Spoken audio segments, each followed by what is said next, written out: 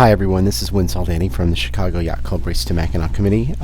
Quick morning update. I have the tracker up on the screen here, as you guys can see, and I'm zoomed in on the cruising fleet who, after a night last night where everyone was kind of going the same direction when they started, you see they're sort of all going different ways right now, and we'll talk about that in 1 second. But this up here off of just north of Racine there is Infinite Diversion, the Hands 63, and the rest of the cruising fleet is kind of back here off of Racine and Kenosha.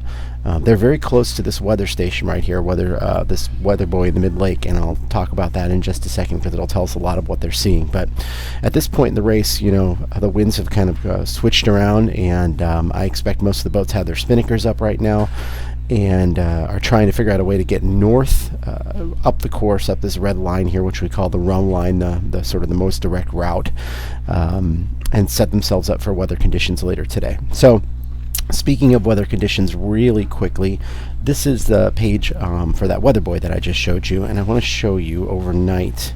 This is great. It has a history here. Sort of when I last checked in last night, the wind here was out of the northeast. 6 to 8 knots, that wind speed, and you can see overnight it's kind of gone from the northeast to the east southeast, all the way around to the south, and then in the last hour, this is great here, right? The last hour it's gone south. See, it's kind of hovering around a southerly direction, and it's built from 3.3 knots all the way up to 7.5, and we're now at 7.8 knots actually for the wind speed. So this is pretty much as we forecast. The winds are supposed to veer around to the right and build.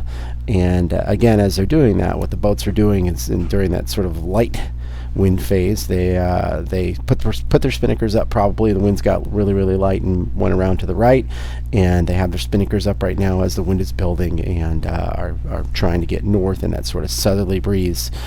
That breeze is expected.